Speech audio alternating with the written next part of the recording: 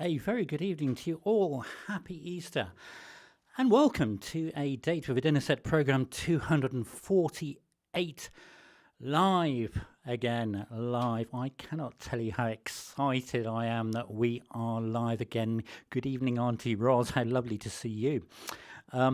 It's been a week with this blimmin' software, I tell you. I was ready to throw it all out the window. Kit and caboodle yesterday afternoon, and suddenly had a breakthrough. I've been on it about 6 hours every day just trying to work out something. So what we've got this evening is a totally new setup. Actually, it's a work from scratch. So we're playing it safe. We're not having any videos this evening, just still pictures and well me and the pianos. But the main thing is we're live. It's so good. I was so excited when we had this breakthrough yesterday afternoon. So as I say, happy Easter to you all, and it seems like it's sunny down in Hereford. Fantastic. It's warmish here, but sunny it is not currently. So yeah, welcome to programme 248, and our opening music this evening, bit of 1920s pastiche, and it was the theme music to the House of Eliott, the House of Eliott, or and laugh here. So I just remembered the French and Saunders parody, House of Idiot, House of Idiot. If you've never seen that French and Saunders parody, you must see it. The House of Eliott was actually quite a good programme. Quite enjoyed that. It aired all the way back in 1991, and that bit of jolly music was composed yet again by Mr. Jim Parker. It's a third appearance of Mr. Jim Parker's music in the last couple of weeks. We had his music last week. He composed the music to House of Cards. He also composed the music to Ground Force, which we had a few weeks back, and to Captain Beaky, which we have yet to have. A jolly man and jolly music. He wrote the music to over 200 TV shows, and House of Eliott was one of them. And another reason for having the House of Eliott this evening was just to pay tribute to Jean Marsh, actually, who passed away last week. Jean Marsh, who was very famously in Upstairs, Downstairs as Rose, but she was also a co-writer of Upstairs, Downstairs and the main writer of House of Eliott. I did not know that until I was reading her obituary last week. She lived all the way to 90, so she had a jolly life, and she always seemed a happy soul and a very talented actress and clearly writer as well. So here we are, as I say, truly live on Easter Sunday. I hope you've had a good day, whatever you've been doing, whether you have been having a nice lunch, going for a walk, or indeed just lazing in the garden under a parasol as commanded by Judy. Good evening, Jean. How very lovely to see you. Fantastic. I won't ask the obvious, Jean. Hello, Flynn and Fenella. Happy Easter. I hope you have had lots of chocolate eggs, but you haven't eaten them all. That's very good. Right. I'm so excited about being live again. It's amazing. And when I look at everything that I've been doing this week with the software and trying to get it to work and all the codes and failures and things, it still seems amazing to me that it all works and it connects me to you, blah, blah, blah, and everyone else in the world. We'll have a sip of coffee and then we'll launch into this evening's programme. It was a good programme, I believe, Upstairs, Downstairs, way before my time, brother. But yeah, a good one, I think.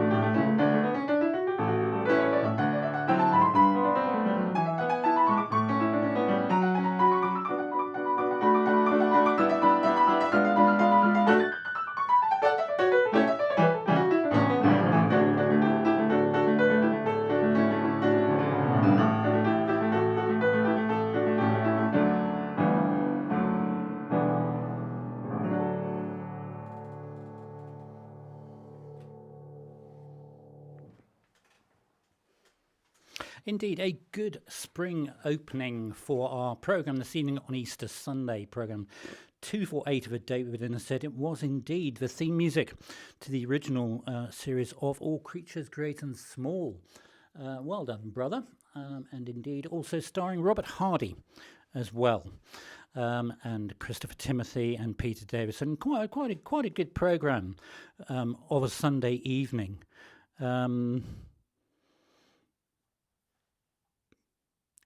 Brother, you're going to have to remind me what the connection is to Hereford with Robert Hardy there. I was going to say a good program for wrong camera.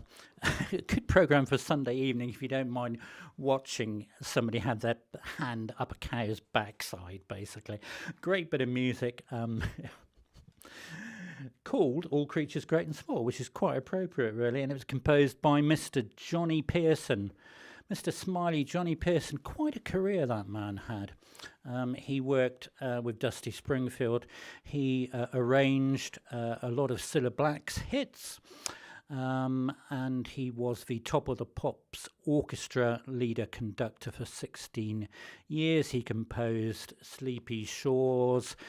He composed hundreds and hundreds and hundreds of pieces for the KPM Music Library as well.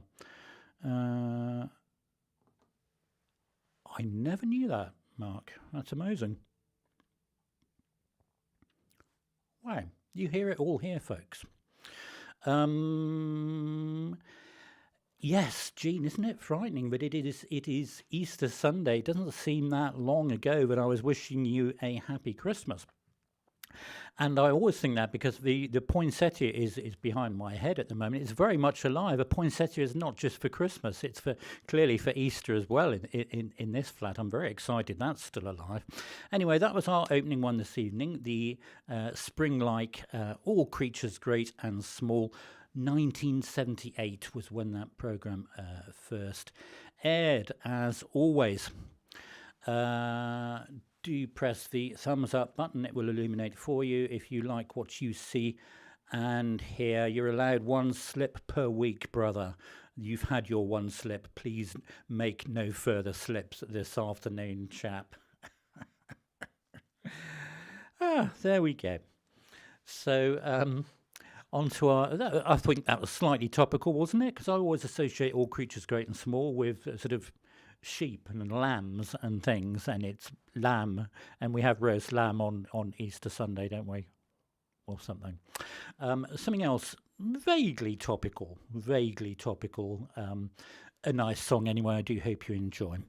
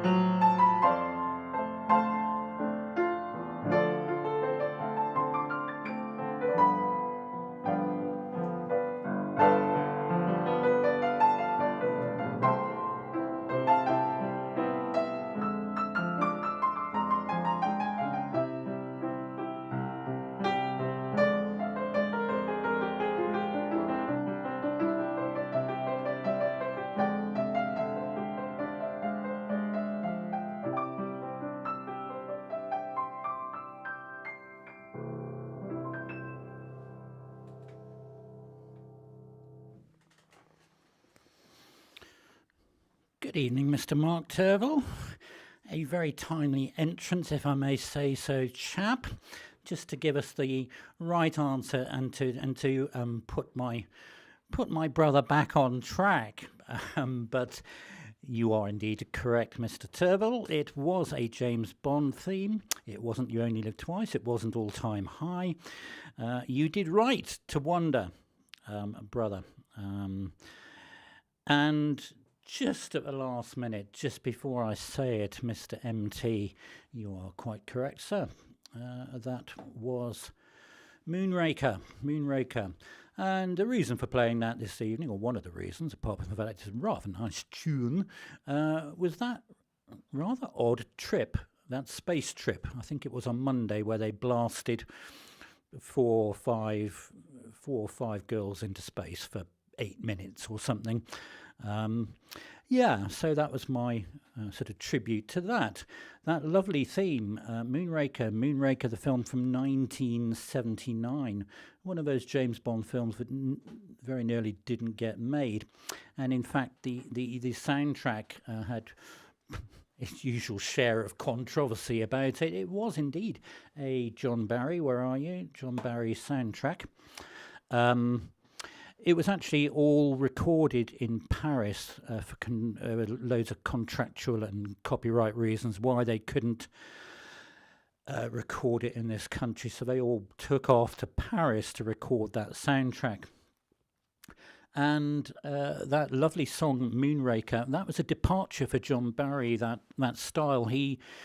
He went away from his brassy horns style, and this is the beginning of his, let's use a great big swirling bed of strings sound to sort of underpin our scores. And he did that with quite a few of his scores in that period. Passage to India is another one that he did. Indeed, Auntie Ros, Katy Perry. I believe, however, she did come back, which is lovely, isn't it?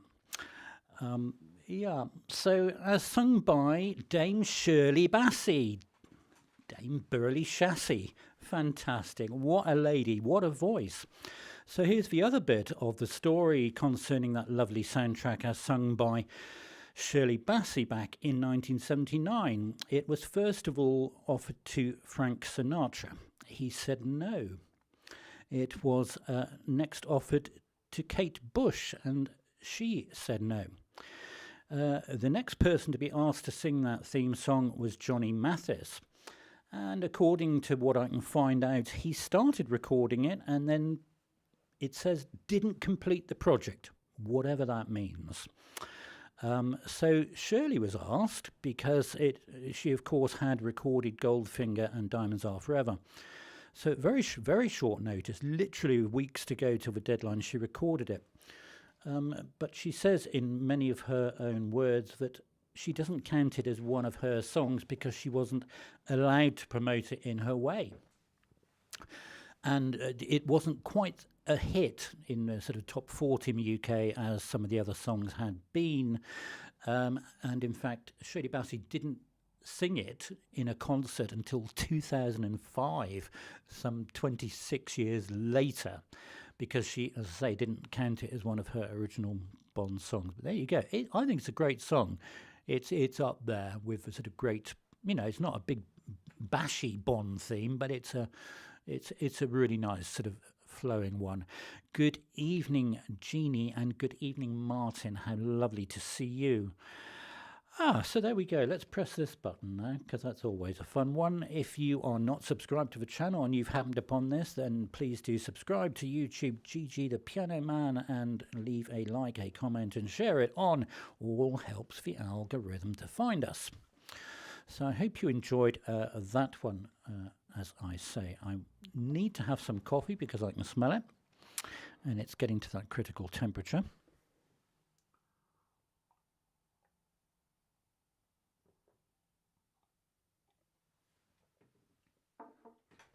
Do enjoy our next song.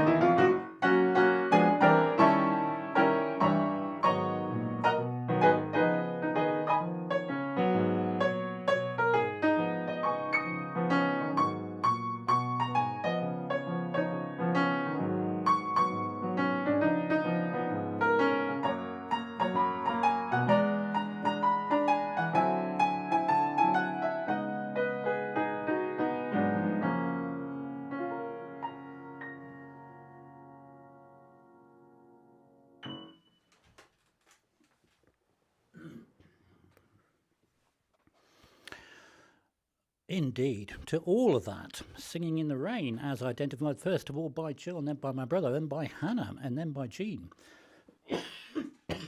And brother, your next comment was precisely why I was playing it. When I was planning the programme, started planning it, hoping we were going to be live about Wednesday, the forecast said we were going to be pouring with rain on Sunday. Well, it hasn't quite happened to pouring with rain, but we've had some rain, as you say, this week. Good for the ground, good for the garden, and quite necessary. Yes, indeed. There were a couple of extra themes we were trying to interpolate, that's a good word, in there. There was a bit of that Buddy Holly, Raining in My Heart, and then at the end, perhaps not quite so subtly, Raindrops Keep Falling. At the end, indeed, Mr. Mark Turville, fantastic. Just behind your mother there, as always, can I say, on that one. I like to stir on a Sunday evening. It's sort of stir-up Sunday, even though it's Easter Sunday or something. Anyway, I do hope you enjoyed that one. It was all the way, well, you say Gene Kelly. It was actually composed before that film. Where's my button? Well, there's the first button. There's Gene Kelly. And that film was from 1952, that very famous film.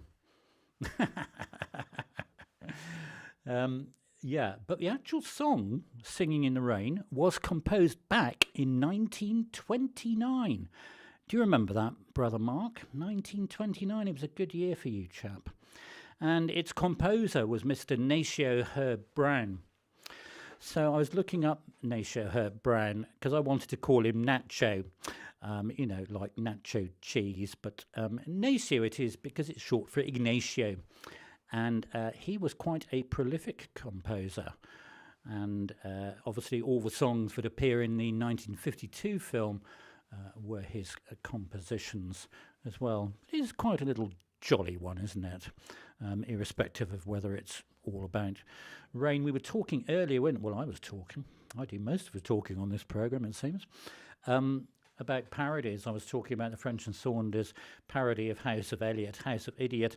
And you know, Singing in the Rain, I think we all think of Morecambe and Wise's a fantastic parody. Yeah, we can just picture that, can't we? Those of us of a certain generation. So there we go. So I hope you enjoyed that one. I'm trying to squint at what I've scribbled down here that I have to say next. Oh, yeah. The upload that went up on Friday was another one from the canon of songs by Mr. Marvin Hamlisch, multi-award winning fantastic composer. As I say, we can't show you videos tonight, but I'm showing you a slideshow instead. And it was The Way We Were, the song made famous by Barbra Streisand, and indeed which appeared in the film with Robert Redford of the same name. That is on the channel. It hasn't had much traction yet. So as always, there is a link beneath this video. Do give it a look if you would like for 10 seconds or so, and that will help the algorithm, help the views. Plus it's quite a nice song, really, I think, as songs go. So there we go, that is on the channel. We will finish the coffee and then we will go on with something I hope equally suitable for this evening.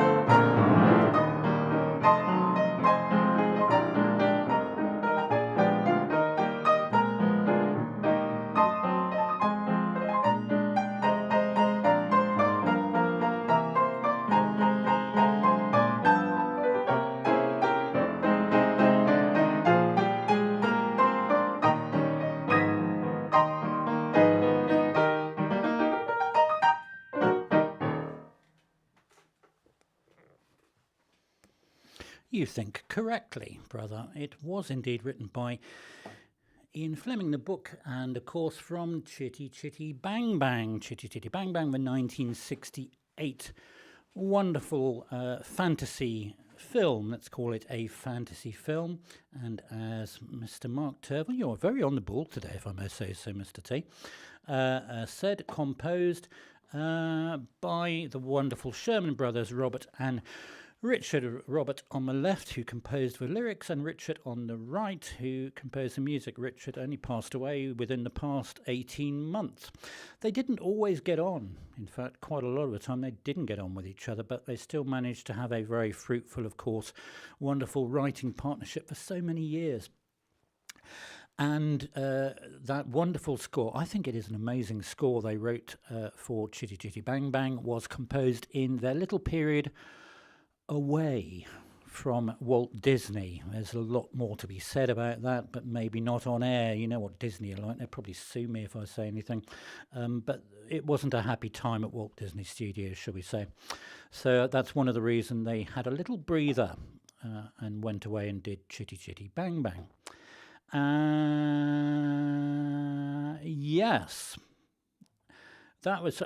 I couldn't have written you that script any better, Brother Mark, because I now press the button which shows the Sweet Factory. And those of us who live locally will know exactly where that Sweet Factory... Well, it's not a sweet factory. You know, that is the Kempton Park, Kempton Waterworks at Sunbury-on-Thames, that still stands as a grade listed building. And if you have the misfortune to travel up the M3 and then go onto the A316, you can see that building very clearly from the flyover, and that's where that was filmed.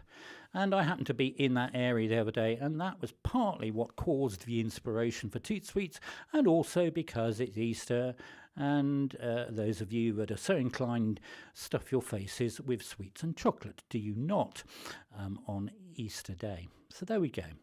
Toot Sweets from 1968 by Richard and Robert Sherman, as indeed sung by Dick Van Dyke and Sally Ann Howes. So today, of course, it's programme 248 of A Date with a Dinner Set, and we're live. What other excuse do you need to celebrate? I mean, 248. So in two programmes' time, we will be on programme 250. But we're not making a big thing of it. Well, I'm not making a big thing of it this year. We will have some nice songs, as opposed to the horrible songs that we have every other time. But we're not having a big party. No parties. Too old for that. Okay.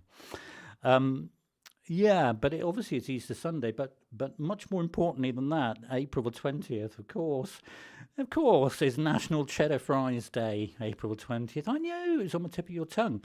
And in fact, Judy was only saying earlier, she said, Mark, get the parasol out on the lawn with some drinks, and I do fancy some cheddar fries on a nice plate like that, but see if you can get the spring onions and most of the fries actually in the bowl rather than scattered all over the table, if you could. Yeah, so quite a nice thing to celebrate. I do remember having cheese on chips around about 45 years ago, and I was round at a friend's house, and her mother served up chips with cheese on, and I thought her mother had gone balmy. It turns out she had, actually, but that's beside the point. Yeah, but it's quite a thing now, isn't it, the old loaded fries, whatever you chuck on the top of them. Yeah, so today, April 20th, is National Cheddar Fries Day. So make the most of it. We're very lucky to have all the cheeses that we do in the UK, particularly topical, as at the moment, if you come into the UK, you can't bring any cheese or things from Europe because of foot and mouth disease or something weird like that, isn't it? So there we go. Let's move on to our next bit of music. Do enjoy.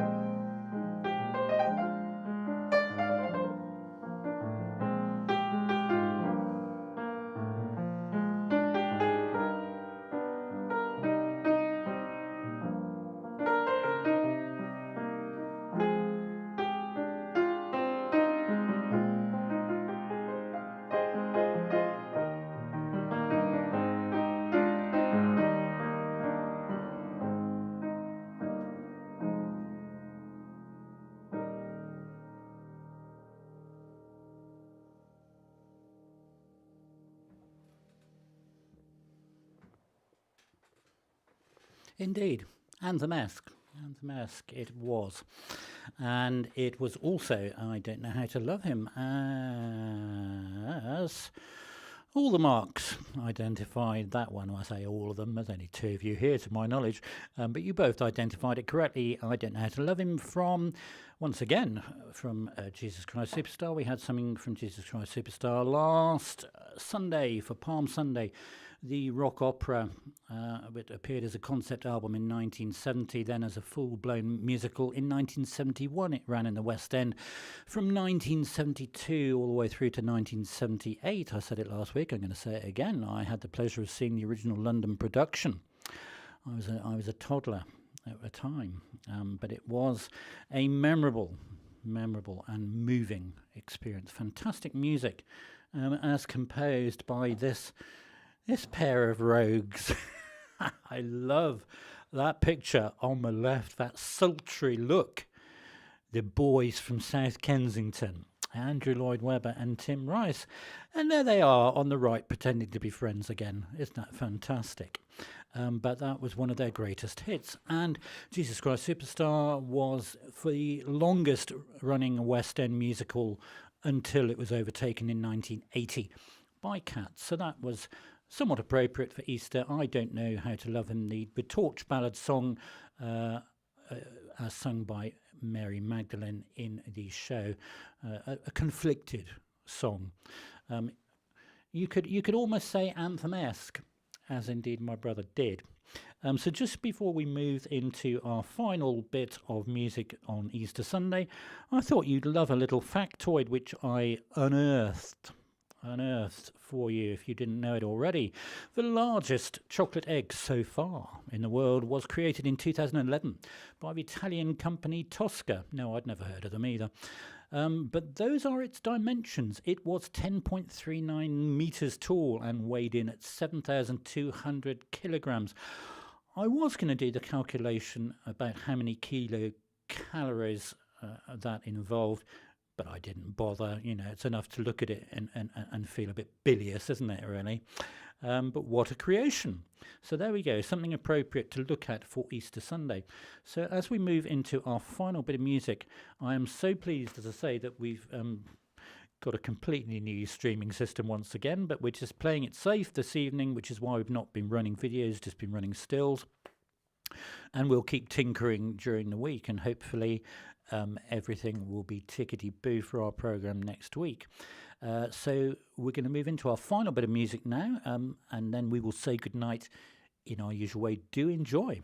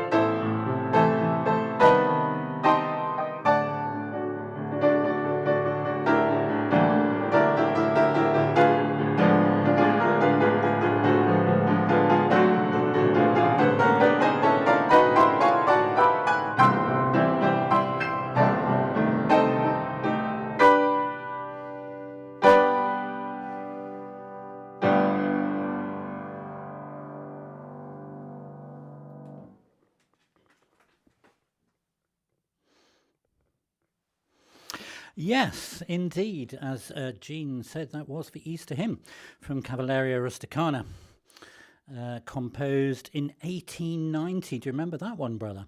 By Pietro Mascagni, who composed 15 operas, but that one remains his most famous, his most enduring. And that triumphal Easter hymn is just such a wonderful bit of music in that one-act opera. So that does bring us to the end of our Easter Sunday broadcast on A Date with a Dinner Set programme 248. Don't eat all those chocolate eggs tonight. Save some for the next day, those of you that eat chocolate. Do have a very good bank holiday Monday, and do have a very good week that is to come. And keep an eye out for the last MARVIN HAMLISCH upload on Friday. It's going to be a good one. Hint. So I will play for you again next Sunday evening live for programme 249 on April the 27th. Meanwhile, thanks so much for being here with us to enjoy A Date with a Dinner Set truly live. Do take good care of yourselves. Thanks so much for listening. Good night.